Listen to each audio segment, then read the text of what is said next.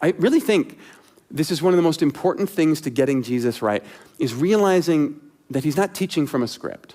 Jesus is generally, at least, responding in real time to real people from real concerns, not just for theological precision, but from a very real kindness rooted in divine love for the people he's encountering.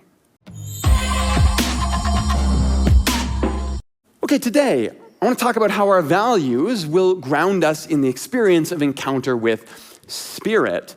And to do that, we're going to talk about Thomas again, good news, bad news, divine kindness, and then a pivot toward Spirit. And to start, actually I want to ground today's conversation in one that we had just a few weeks ago at the start of this series. Because we started this series called Grounded by looking at our values. And right off the top, we talked about how if we're going to be honest intellectually, that will require us to acknowledge, perhaps even make friends with all of our doubts. As we said in that first week of the series, faith and doubt are really perhaps two sides of the same coin. Because honestly, I'm not sure you can even call it faith if you don't have a little doubt. If you had none, then we would call that certainty. And that makes me think of one of the quotes that we used in the quote reel for this series. It was from Voltaire.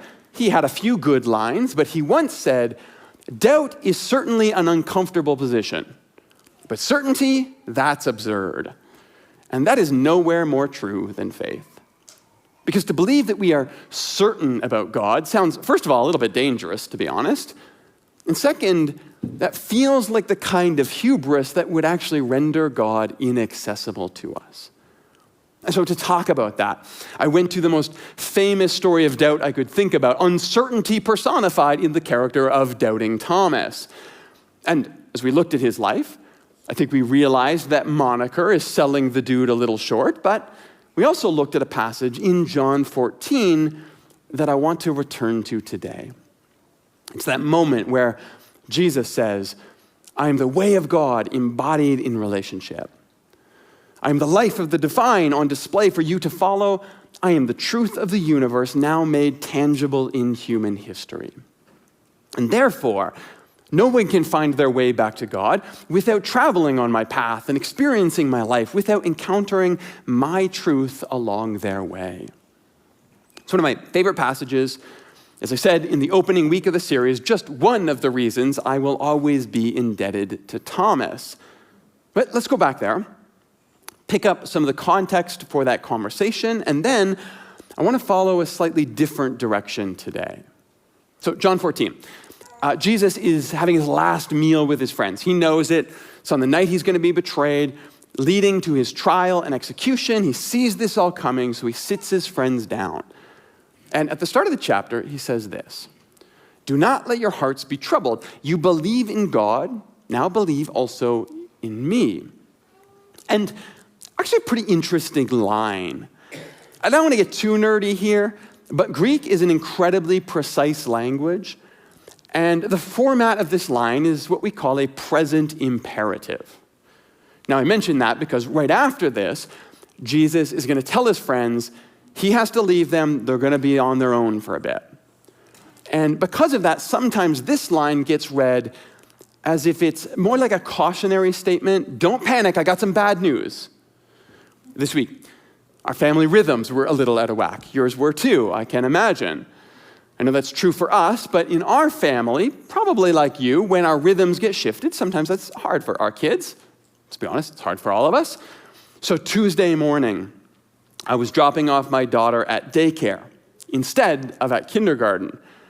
And as we're pulling into the parking lot, she's in the back seat strapped in, and she says to me, "Daddy, I love you." So I said, "I love you too, baby." And then she said, I'm going to cry when you leave." And in that moment, in that parking lot, I knew that I was going to be late for my next appointment. Well, that present imperative in verse 1 means that Jesus is not, like my daughter, preparing his disciples for bad news. He's actually responding to the energy that's already there in the room with them. So it's not, don't let your hearts become troubled. It's more like, guys, get hold of your troubled hearts for a second. You have this fixed point of trust. You believe in your concept of God. Now leverage that to trust me now. I think that's really interesting. Because I think Jesus is onto something here. I find it's far more easy for me to trust in my conceptual God, the one that lives in the sky and wishes all good things on me, than it is for me to trust my steps in the world, the choices that I make, to the oftentimes pretty clear call of that same God to, for example, prioritize my neighbor above myself. Sometimes I find my faith is pretty solid right up until it asks me to do something. And that's not just an indictment of my doubt. I think it's actually a really helpful reminder that faith is not what we think. It's how we live. In other words, our faith is what we are actually willing to trust ourselves to in the world. In fact, said another way, good theology doesn't matter nearly that much unless it actually makes us good people. Which is why over the years I've become increasingly convinced that what I think I believe doesn't really matter that much. It's in watching myself treat other people that I find out what I actually believe, what I find out what I'm willing to trust in the world. And so here Jesus is now asking his friends to transfer what they think they believe about God into tangible trust in him and following his way. In retrospect, this moment alone is a pretty unique entry into the corpus of what we call triune thought, this uniquely Christian idea that God is somehow Father and Son and Spirit all at the same time, creator, redeemer, sustainer in one eternal community. We'll come back to that. It's going to be important today. But first, let's continue, because from here, Jesus says, look, I am going to go away. You just need to follow me. And that's where we get that famous line from Thomas we talked about 5 weeks ago. Actually, we have no idea what you're talking about or where you're going. How can we possibly know the way? And then, of course, the rejoinder from Jesus, Thomas, I am the way. Now, from here, in the first week of the series, we followed this story along with Thomas's trajectory. What I want to do today is I want to settle in here in John 14 and see how this moment develops. Because first of all, let's talk about what's happening here for a second. I think our instinct is to read this as yet another example of the disciples, like, not getting it. And obviously, there's lots of those, so that's a pretty natural read. I do think there's another way to think about this moment, though. Remember, Jesus has already acknowledged that the moment is tense here. The disciples are anxious, they're stressed, their hearts are troubled. And now Jesus is adding to that, saying, I'm going to peace out, and you're supposed to figure out where I've gone. If we're being honest, already pretty bewildering moment, but at the same time, you and me, if we're honest, none of us ever want to hear bad news on top of bad news. I think it's only natural that Thomas would ask, like, why? I mean, he doesn't want to imagine a world without his mentor, doesn't want to give in to that possibility that his already stretched thin energy is going to ask more of him. Honestly, probably it's just easier to plead ignorance here than anything else. And we've already talked about Jesus' famous response, look, I'm the way, no one comes to the Father except through me. What I want to pay attention to today is actually the next line, verse 7, how Jesus follows up. He says this, if you really know me, you will know my Father as well. And Thomas, understand this, from now on, you know him as you have seen me. Like, apart from the teaching, beyond Jesus' identification of himself with the Father, all that is very important, of course. But try to imagine yourself here, locked in a moment of anxiety, stressed out, your heart deeply troubled. Your mentor says you're going to be on your own for a bit. You panic and say, I don't think I can do this without you. And you hear this response, Thomas, it's all going to be okay. You do know me. You do know God. We will find our way through this together. For me, it's almost like there's this level of kindness that gets swallowed up in the magnitude of the theology of this moment. Like, don't get me wrong, I love theology, you know that, but sometimes I think if we really want to understand Jesus, we have to learn to look through the theory to see the person that he's speaking to the way that he does. Like, this isn't just a monologue, a loquacious moment for Jesus to lecture. This is actually a conversation. Jesus is not getting through his material. He's responding to people. They're in the room with him, people that he loves who are expressing their fears to him. I really think this is one of the most important things to getting Jesus right, is realizing that he's not teaching from a script. He's not employed all week like I am to craft a manuscript, to make sure my words are exactly what I want to say. Jesus is generally, at least, responding in real time to real people from real concerns, not just for theological precision, but from a very real kindness rooted in divine love for the people he's encountering. And that means that if Jesus is right and to see him is to see God, well, then I guess the implication here is that God responds to us, not just with mathematical precision either, but with that same genuine care rooted in this divine kindness. Which for me makes it all the more meaningful when, in the next verse, we find Philip jumping in, echoing Thomas's confusion, saying, Lord, just show us the Father. Why are you making this hard? That'll be enough for us. See, here's what caught my attention this week. The moment that leads into one of the central convictions of the Christian faith, that we see God clearly, perfectly, only in the person of Jesus, that comes directly in response to a very honest question from Thomas. We just saw that. But now we see that the moment that leads to the also conviction that we can actually depend on the intangible presence of God, the divine Spirit in and through our lives to guide us back to God in Christ's absence, well, that also comes directly in response to another honest interjection from Philip. Like, if I didn't know better, I'd say it's almost as if God is waiting for us to ask the questions, almost as if our ask is as important as being handed our answers. In fact, this is a big part of what makes the Bible so compelling to me, because it's not in any reliable sense a message from God dictated to us. It is far more decisively a record of our inquiry, followed by divine response. And what I take from that pattern is that faith does not make it our job to repeat what we've been told. Faith makes it our job to learn to ask better questions of God. Like, honestly, that's a pretty good definition for discipleship. I ask better questions today than I did last week. Well done, good and faithful servant. For real. That's the only thing you take today. That's probably more important than any high-minded, intellectually sounding biblical analysis I could offer. Faith is about asking good questions. Which then means we have to learn to hold our answers with open hands. Which gets really important here as Jesus continues. Because he starts by addressing Philip's comment. He pivots pretty quickly, though, into some pretty remarkable stuff. Who? You want to see the Father? Look at me. But don't you know me, Philip? Even after I've been among you such a long time, anyone who's seen me has seen the Father. How can you ask for this? God is with you here, right now, in front of you. But not content then to only identify himself with God, Jesus now continues.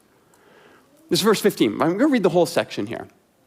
If you love me, keep my commands. And I will ask the Father, and he will give you another advocate to help you and be with you forever, the Spirit of truth. The world cannot accept him because it neither sees him nor knows him, but you know him, for he lives with you and will be in you. I will not leave you as orphans. I will come to you. Before long, the world won't see me, but you will, because I live and you also will live. And then you'll realize that I am in my Father, and you are in me, and I am in you.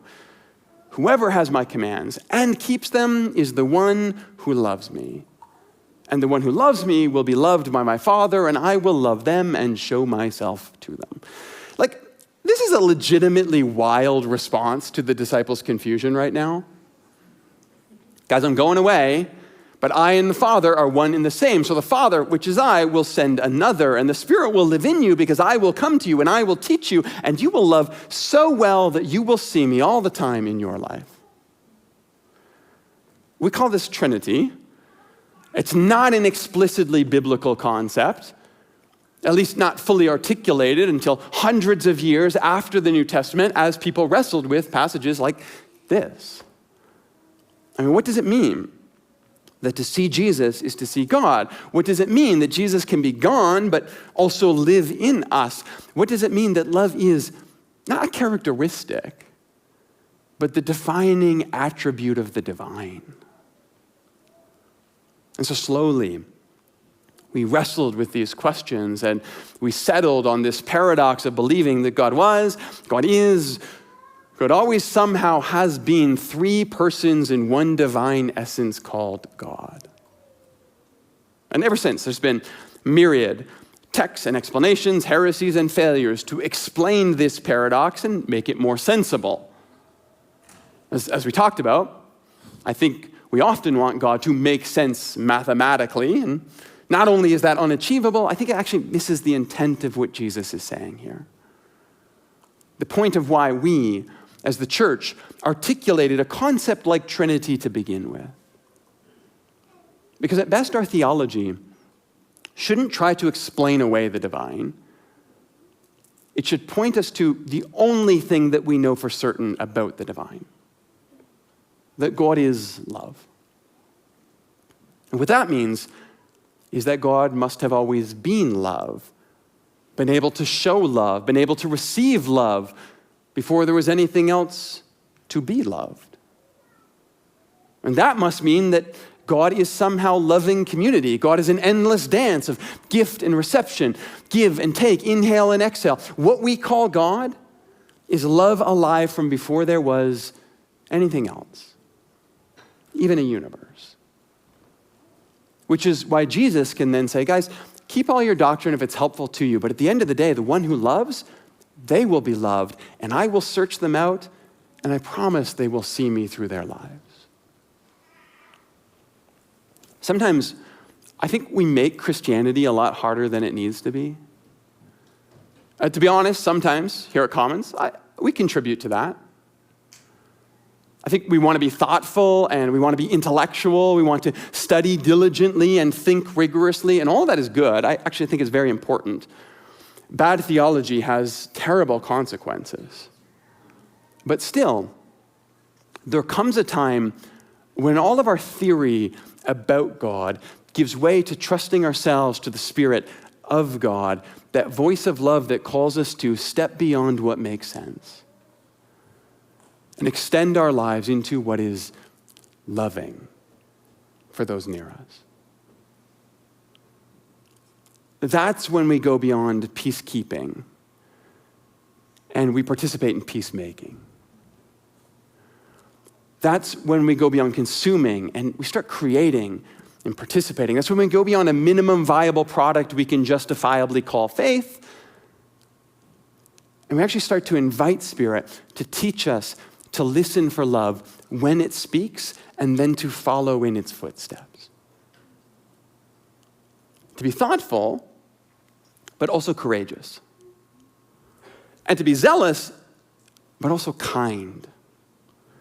To center Jesus, not just in our interpretation, but in our interactions with each other. To hear that still small voice through which God becomes more than just an idea, but a partner who's speaking and guiding, welcoming us home each day on that path of love, helping us to understand what it looks like in our interactions right now with each other. This Spirit of God is more than just a set of rules that we follow and expectations we live up to, patterns that we exist within. It is that ongoing call to listen to each other, to Spirit, to observe the world around us, and then to choose the path that is most loving in any given moment. And so we ask, Spirit of the triune God, be with us even today. slowly helping us become people who know love when we see it, and then muster the courage to follow it wherever it takes us.